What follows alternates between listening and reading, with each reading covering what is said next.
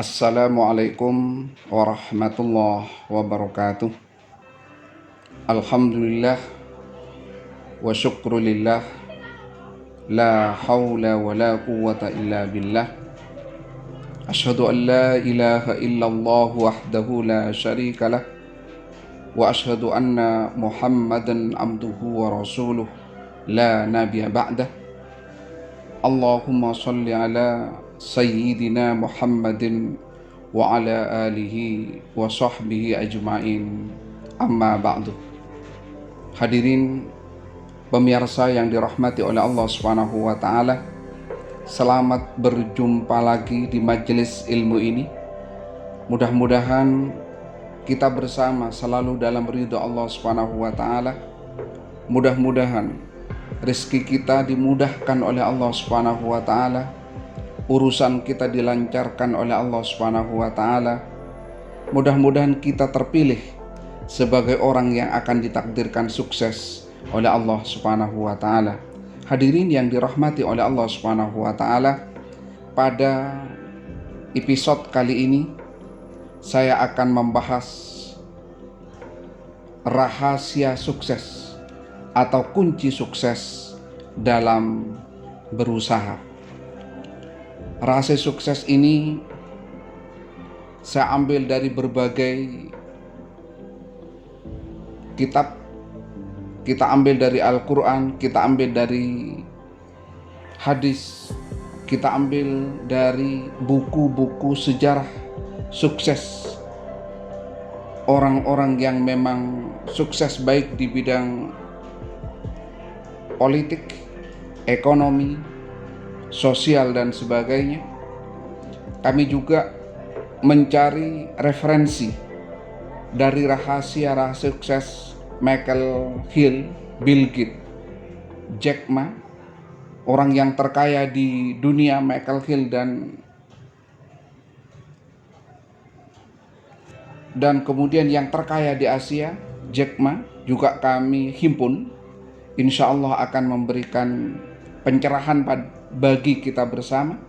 Mudah-mudahan ini bermanfaat bagi siapapun yang mau berusaha, baik itu usaha di bidang politik, baik itu usaha di bidang ekonomi, di bidang sosial, dan lain sebagainya. Hadirin yang dirahmati oleh Allah Subhanahu wa taala, yang pertama, kunci suksesnya adalah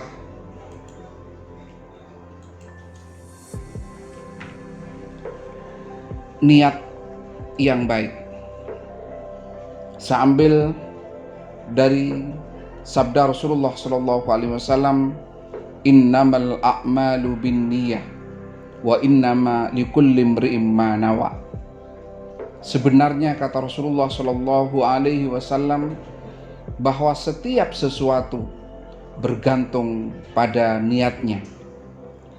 Hadirin yang dirahmati oleh Allah Subhanahu wa taala, sebagai umat beragama, maka setiap melakukan sesuatu sebaiknya adalah diniati karena ibadah. Saya ulangi, setiap melakukan sesuatu sebaiknya diniati karena ibadah. Sebab dengan niat karena Allah Subhanahu wa taala, dengan niat karena ibadah, maka kepentingan dunia pun akan terpenuhi. Tapi kalau kita hanya niat demi kepentingan dunia, maka kepentingan akhirat tidak akan terpenuhi. Itulah sebabnya Rasulullah bersabda, innamal a'malu binniyah, sesungguhnya setiap sesuatu bergantung pada niatnya, wa innama likulli imri'in ma nawa, dan sebenarnya setiap masalah itu diukur dengan niatnya. Faman kana hijratuhu ilad dunya, barang siapa yang melakukan sesuatu karena keduniaan, maka dia hanya akan mendapatkan dunianya saja.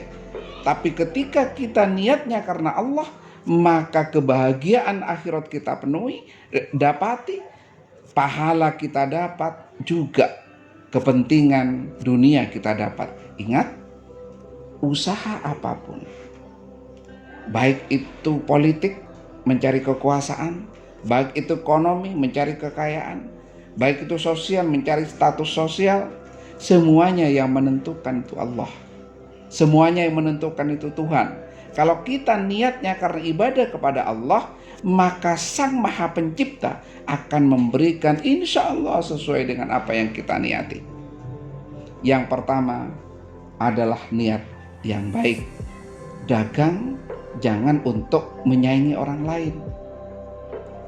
Ingin jadi bupati bukan untuk menjatuhkan orang lain.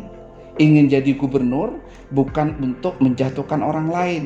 Ingin jadi presiden bukan untuk mengalahkan orang lain. Ingin berdagang bukan ingin menjatuhkan orang lain, tetapi niati bahwa apapun yang kita lakukan demi kebahagiaan umat manusia. Niati kalau dagang akan merekrut sekian banyak karyawan, sehingga karyawan bisa makan di situ, bisa bekerja di situ, keluarganya juga bisa mendapatkan kontribusi dari apa yang dilakukan oleh karyawan kita. Kalau itu kita lakukan, insya Allah kita akan dibantu oleh Allah Subhanahu wa Ta'ala. Begitu juga dengan kekuasaan.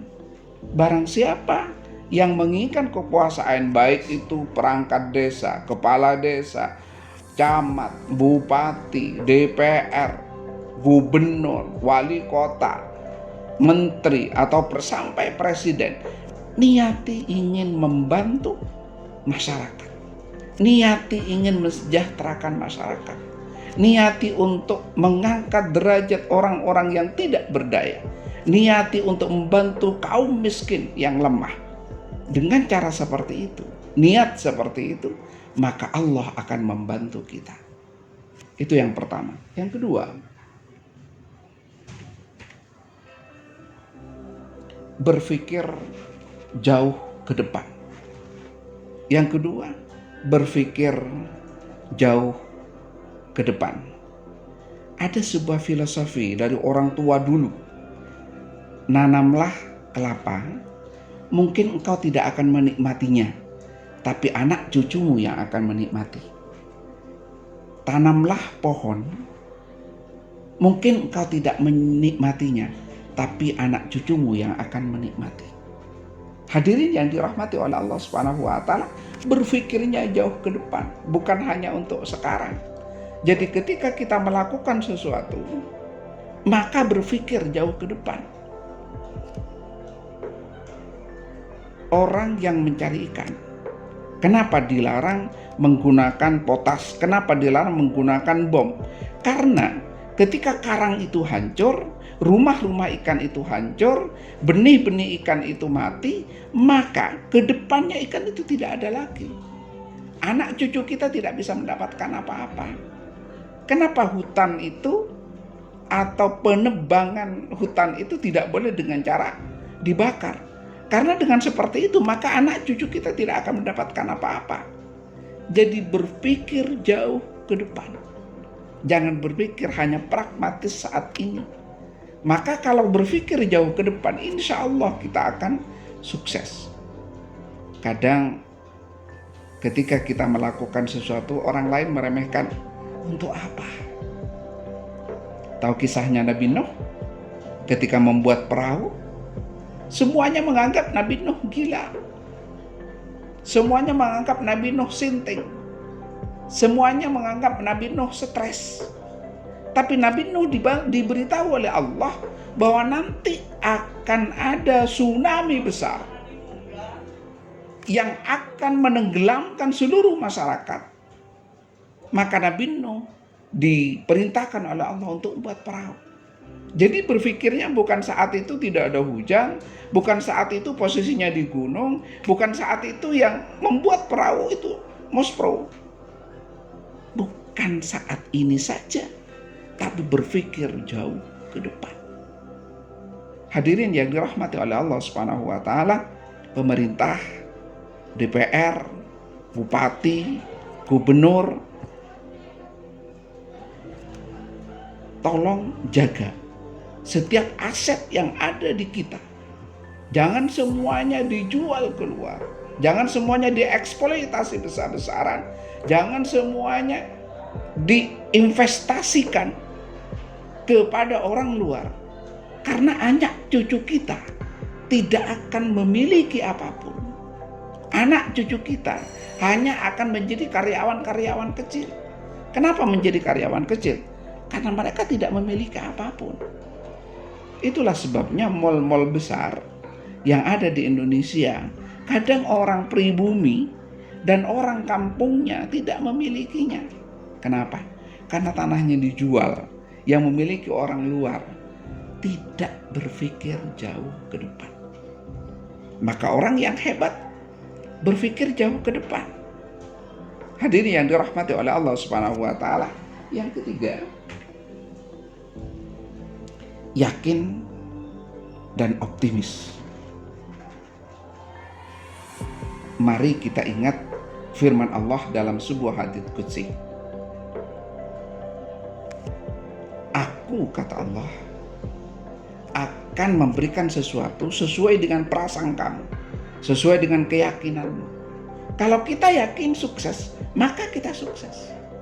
Kalau kita yakin bisa berhasil, maka kita akan berhasil. Kalau kita yakin bahwa dagangan kita laku, maka akan laku. Maka pijakannya adalah yakin. Sebab ketika yakin, maka usahanya akan semangat. Maka berpikirnya akan terbuka. Tapi kalau sudah tidak yakin, maka tidak akan ada sesuatu yang bisa kita raih. Kuncinya yakin. Bahkan dalam sebuah penelitian sosial, salah satu kunci sukses utama, saya ulangi, salah satu kunci sukses utama adalah belief, keyakinan. Karena dari yakin itu akan timbul value, nilai-nilai. Tiba-tiba di dalam batinnya ingin melakukan sesuatu karena yakin. Dan berikutnya timbul sikap, maka dia akan bersikap seperti orang sukses. Hadirin yang dirahmati oleh Allah Subhanahu wa taala, yakin. Bagi Allah tidak sulit siapapun untuk dijadikan sukses. Ketika kita mau berusaha, yakinlah bahwa akan berhasil. Ketika kita mau buka toko, yakinlah akan berhasil. Ketika Anda mencalonkan DPR, yakinlah dipilih oleh masyarakat. Ketika Anda mencalonkan bupati, yakinlah bahwa Allah akan membantu. Dengan yakin itulah, maka Allah akan memberikan. Ingat, seperti yang difirmankan oleh Allah, Allah hanya akan memberikan kesuksesan kepada orang yang yakin. Maka orang yang tidak yakin jangan pernah bermimpi sukses. Maka orang yang tidak yakin akan sukses, maka jangan pernah berharap sukses. Karena Allah hanya akan memberikan kesuksesan kepada orang yang yakin. Dirikan toko, yakini bahwa itu akan berhasil. Yakini bahwa akan banyak pelanggan. Yakini bahwa orang akan membeli di situ. Maka insya Allah akan dibantu oleh Allah Subhanahu wa ta'ala. Yang keempat,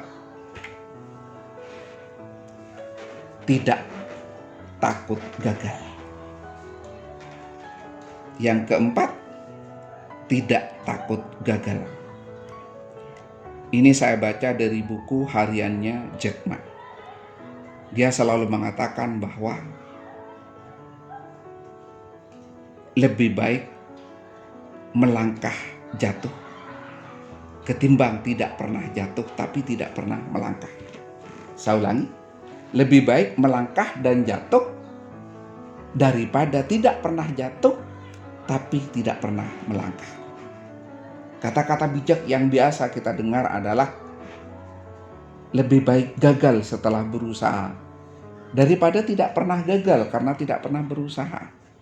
Karena orang gagal setelah berusaha, maka dia akan menemukan sisi-sisi di mana yang harus diperbaiki. Tapi ketika dia tidak pernah berusaha, maka dia tidak akan menemukan sesuatu yang bisa ia perbaiki. Bagaimana caranya dia memperbaiki sesuatu kalau dia tidak pernah berusaha? Tapi kalau dia pernah berusaha, kemudian ada gagal di sana sini, maka dia akan memperbaikinya. Hadirin yang dirahmati oleh Allah Subhanahu wa taala, generasi muda Islam yang dirahmati oleh Allah Subhanahu wa taala, jangan pernah takut gagal. Jangan pernah takut jatuh. Karena orang yang takut jatuh tidak akan pernah sukses. Bagaimana dia bisa naik tangga ke atas sementara dia tidak pernah naik tangga? Orang yang takut jatuh dari pohon tidak akan pernah naik pohon. Makanya anak TK itu diajari untuk naik tangga. Ada tangga yang bundar, dibiarkan dia naik. Loh, kalau jatuh, biarkan kalau memang harus jatuh. Karena gagal itu bukan karena jatuh, tapi gagal itu karena tidak mau bangkit dari jatuh.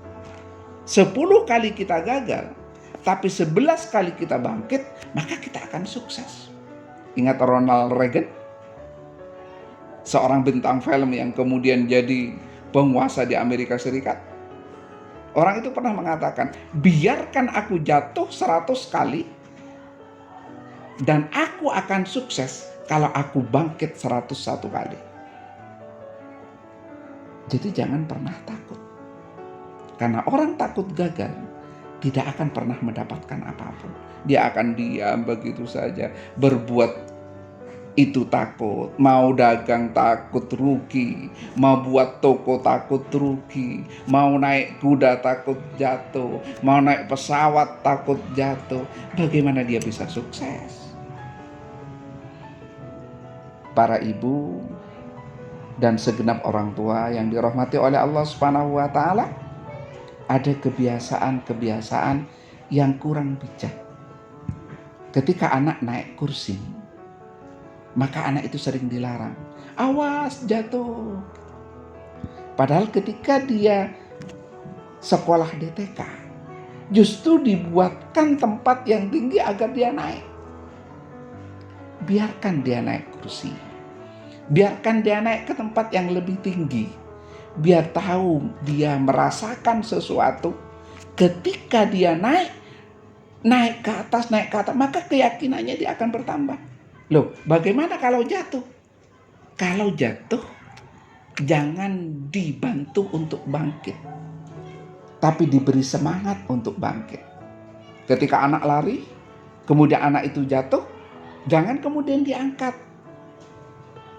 Ketika anak jatuh, didatangi. Kamu jatuh ya? Sakit? Ayo bangkit.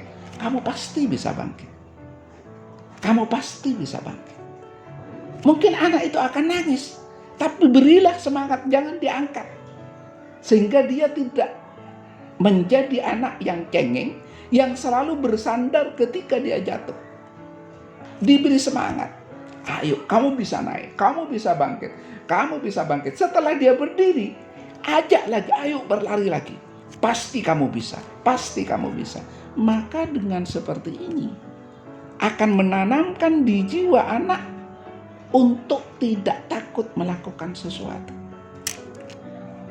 Hadirin pemirsa yang dirahmati oleh Allah Subhanahu wa taala, anak kita tidak akan naik dari kelas 10 ke kelas 11, dari kelas 11 ke kelas 12, atau dari kelas 1 ke kelas 2, kelas 3, kelas 4, kelas 5, kelas 6, kelas 7, kelas 8. Tidak bisa naik kalau dia takut tidak bisa mengerjakan tes kenaikan. Maka setiap kenaikan pasti diuji. Ujian hanya ada 2. Sukses atau gagal. Pada saat dia gagal, bukan dia kiamat. Karena pada saat gagal 1 kali, ketika dia bangkit, maka dia akan sukses. Tidak ada tangga yang tidak ada ujian.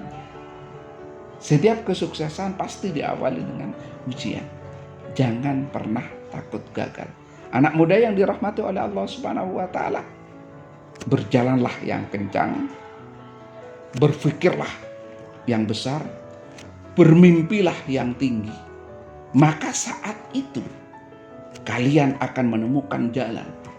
Jangan takut jatuh. Karena gagal bukan karena jatuh, tapi gagal karena kalian tidak mau bangkit dari jatuh. Biarkan jatuh 1 kali, biarkan jatuh 2 kali, biarkan jatuh 3 kali. Anak muda, kalau Anda ngelamar pekerjaan di sebuah perusahaan, Anda ditolak, katakan pada diri Anda bahwa aku akan melamar lagi. Kedua kali ditolak, tanamkan pada diri Anda, aku akan melamar lagi. 3 kali ditolak, aku akan melamar lagi. Kenapa? Karena Allah tidak memberikan jalan buntu. Allah hanya ingin menguji kita. Allah ingin menempatkan kita di tempat yang baik. Mungkin menurut Allah perusahaan ini tidak pas untuk kita. Perusahaan kedua tidak pas untuk kita. Perusahaan 3 tidak pas untuk kita. 4, 5, 6 perusahaan tidak pas untuk kita. Ternyata ketika lamaran ke-12 Allah memberikan tempat yang itu. Tapi tiba-tiba kita kadang-kadang iya mesti diterima perusahaan kecil. Tapi tahu rahasia Allah. Ternyata gajimu saat itu hanya 500.000. Sementara teman-teman Anda itu sudah 1 juta, 3 juta, 4 juta, 6 juta. Karena perusahaan kecil maka Anda hanya 500.000. Tapi Anda pegang peran. Di situ Anda langsung pegang komputer. Di situ Anda langsung pegang akuntansi. Makin berkembang. 1 tahun Anda naik dari 500 menjadi 1 juta. 2 tahun dari 1 juta menjadi 2 juta. 3 tahun Anda bekerja, Anda sudah posisinya kepala bagian. Ketika 6 tahun ketemu teman Anda tanya, ternyata dia gajinya tetap 3 juta. Dan posisinya tetap cleaning service. Dan posisinya tetap ngantar surat. Sebab dia berada di perusahaan besar, sedangkan skillnya tidak terlalu bagus. Tapi Anda ada di perusahaan kecil, skill Anda bagus, dan Anda pegang peran di situ. Ketika ketemu dengan Anda, dia tanya, kamu di perusahaan itu? Iya, sekarang besar ya? Ya Alhamdulillah lumayan. Kamu sekarang bagian apa? Saya kebetulan di bagian manajer perusahaan. Kaget dia. Kemudian dia bilang, gajiku tetap 3 juta. Kamu berapa? Anda tiba-tiba mengatakan, Alhamdulillah saat ini saya sudah 7.500.000. Itu belum uang transport dan akomodasi. Hebat. Itu rahasia Allah. Jangan pernah menyerah. Yang berikutnya, berpikir jauh ke depan. Kalau saat ini tidak mendapatkan sesuatu, kalau saat ini kurang baik, nggak usah khawatir. Karena mungkin besok baik. Seperti yang saya sampaikan sebelumnya. Mungkin perusahaan itu kecil. Mungkin perusahaan itu diremehkan oleh orang. Tapi Anda pegang peranan. Maka Anda akan menjadi penentu kesuksesan perusahaan itu. Berpikirlah ke depan. Jangan berpikir saat ini. Seandainya ada 2 pilihan. Pilihan pertama, Anda digaji 2 juta tapi flat. Tidak mendapatkan apa-apa. Maka sampai kapanpun gaji Anda 2 juta. Yang kedua, gajimu hanya 500.000. Tapi Anda akan mendapatkan fee dari setiap perkembangan perusahaan. Dan Anda di posisi yang strategis. Maka pilihlah yang kedua. Walaupun hanya gajimu 500. Yang di sini Anda sebagai orang penting yang menentukan bagus tidaknya perusahaan. Anda bukan bawahan, tapi Anda atasan. Anda bukan hanya pelaku, tapi Anda pengambil policy, pengambil kebijakan. Ambil yang ini. Yang berikutnya, kunci sukses yang ke-6, memulai lebih awal dan mengakhiri lebih akhir. Saya ulangi, memulai lebih awal dan mengakhiri lebih akhir. Hadirin yang dirahmati oleh Allah Subhanahu wa taala, generasi muda yang masih punya semangat yang dirahmati oleh Allah Subhanahu wa taala, memulai lebih awal dan mengakhiri lebih akhir. Kalau toko di kanan kiri jenengan semua buka jam 8, bukalah jam 7. Kalau teman Anda masuk kantor jam 6, datanglah jam 5. Kalau kantor ditetapkan masuknya jam 8 dan teman-temannya masuk jam 8, datanglah jam 7. Loh, kenapa?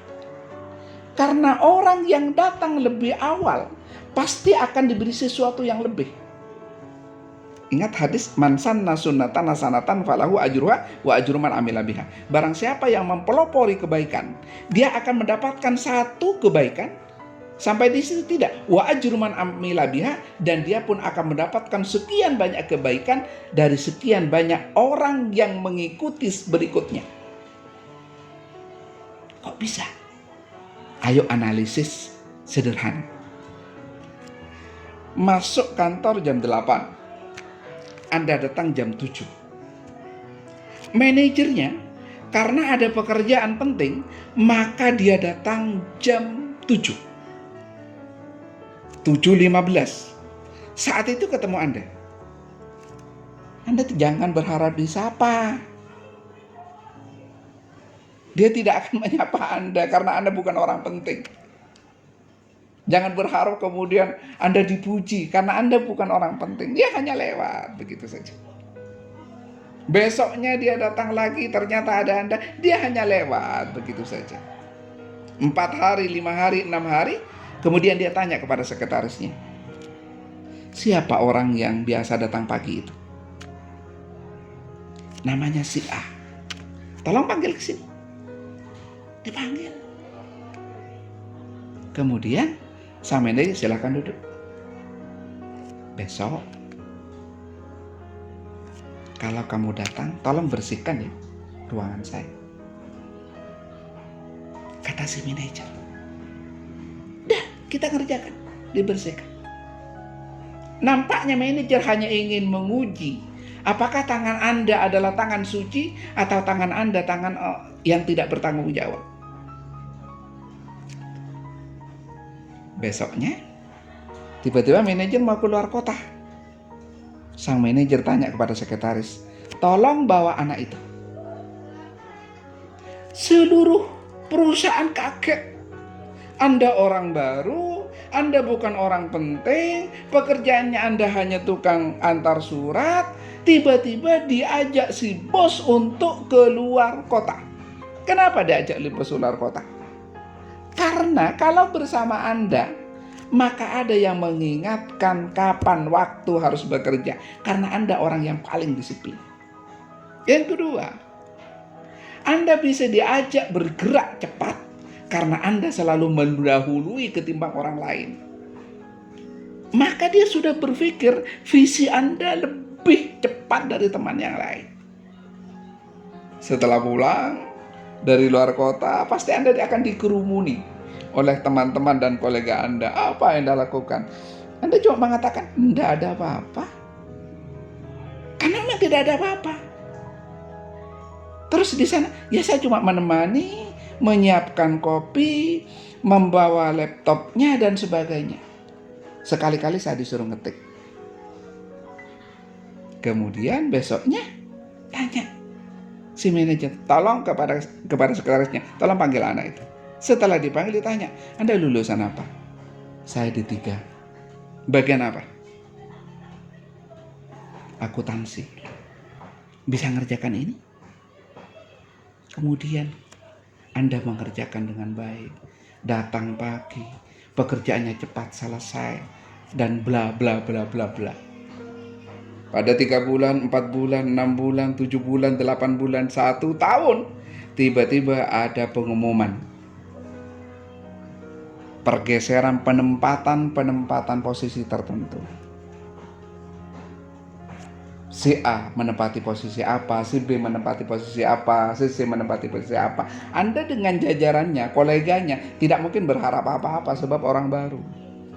Tapi tiba-tiba nama Anda dipanggil untuk masuk di jajaran, semuanya kaget. Karena ternyata Anda ditunjuk sebagai akuntan perusahaan. Kaget semuanya. Mari kita sederhanakan. Apa yang membuatmu diangkat? Hanya datang lebih pagi daripada orang lain. Hadirin yang dirahmati oleh Allah Subhanahu wa taala, kalau toko sebelah buka jam 8, kita buka jam 7. Kalau toko sebelah tutup jam 9, kita tutup jam 10. Mengapa? Kita merayu malaikat, kita merayu Allah, kita merayu Tuhan.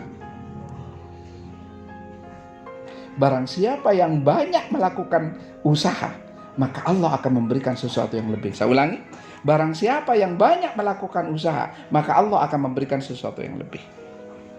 Tidak ada usaha yang sia-sia. Loh Pak, saya buka jam 7 sampai jam 10, ternyata yang datang sedikit. Memang seperti itu. Allah membiarkannya dulu. Sampai kapan? Sampai di mana kekuatan kita untuk berusaha? Allah akan memberikan sesuatu yang besar kepada yang usahanya besar. Allah akan memberikan sesuatu yang kecil kepada orang yang usahanya kecil. Ada bahasa indah dari orang sukses, hasil tidak akan pernah mengkhianati usaha. Kalau usaha kita besar, maka kita akan mendapatkan sesuatu yang besar. Berikutnya, kunci suksesnya tidak mencari musuh. Ingat, 10 kolega lebih kecil dari satu musuh. Atau sebalik, satu musuh lebih besar daripada 10 kolega. Bahkan ada yang mengatakan satu musuh lebih besar pengaruhnya dari 100 kolega. Oleh karena itu hadirin yang dirahmati oleh Allah Subhanahu wa taala, jangan pernah mencari musuh. Kalau ada pesaing, kompetitor, dia bukan musuh kita. Kita buka toko kain sama, sembako sama, jualannya sama, jualan di sebelah, dia bukan musuh kita. Dia adalah mitra kita. Monggo kita menggunakan logika sederhana. Seandainya di sebuah kampung menjual kain yang sama, menjual barang yang sama, satu kampung itu jual kainan semua. Kira-kira masyarakat kalau mau beli kain datang kemana? Datang ke kampung kita. Mengapa? Karena di kampung kita banyak pilihan. Tidak hanya satu toko yang jual kain, tetapi 10, 12, 15, sampai 100 toko. Semuanya jual kain. Maka justru akan datang ke situ. Ingat, rezeki itu sudah ditakar oleh Allah Subhanahu wa taala. Kalau tetangga kita buka toko, tidak akan pernah mengurangi rezeki kita. Saya ulangi, kalau ada tetangga buka toko, tidak akan mengurangi rezeki kita. Jangan pernah khawatir. Kompetitor, jadikan dia mitra untuk berusaha, bukan musuh. Semakin banyak kompetitor, semakin kita harus bersemangat. Karena saat itu Allah hanya akan memberikan kesuksesan pada orang yang paling besar semangatnya. Berikutnya, mencintai hidup. Hadirin yang dirahmati oleh Allah Subhanahu wa taala, sekali lagi mencintai hidup. Bukan hidup untuk bekerja, tapi pekerjaan untuk hidup. Jangan diganti. Kadang-kadang kita salah, kita bekerja siang malam, kita lupa terhadap kesehatan kita. Kerja itu dinikmati untuk hidup kita. Jangan dibalik. Bukan hidup untuk bekerja, maka kita tidak bisa menikmati apapun. Yang berikutnya, mencintai pekerjaan kita. Belajarlah kepada pemain sepak bola. Ketika dia tidak masuk lapangan, dia justru protes. Tapi ketika disuruh bekerja atau masuk lapangan untuk bermain, maka dia senang. Kenapa? Karena dia mencintai pekerjaannya. Orang yang sukses, orang yang mencintai pekerjaannya. Suatu saat pada episode yang lain akan saya bahas tentang bagaimana kesuksesan diraih dari karena mencintai pekerjaannya. Yang berikutnya, yang terakhir, menerima ketetapan Tuhan. Menerima ketetapan Allah. Wardo bima qasamallahu lak. Takun awunan nas. menerimalah apa yang sudah ditetapkan oleh Allah, maka kita akan dibuat kaya. Kalau kita tidak pernah menerima ketetapan Allah, maka kita tidak akan dibuat kaya.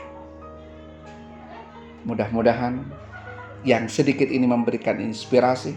Insya Allah nanti akan kami buka rahasia Jack Ma kenapa sukses, Michael Hill kenapa sukses, orang yang hebat-hebat itu akan sukses. Pada episode-episode berikutnya akan kita cari referensi yang banyak, kita bagikan kepada masyarakat agar generasi muda, terutama generasi muda Islam, bisa mempelajari kisah-kisah orang sukses.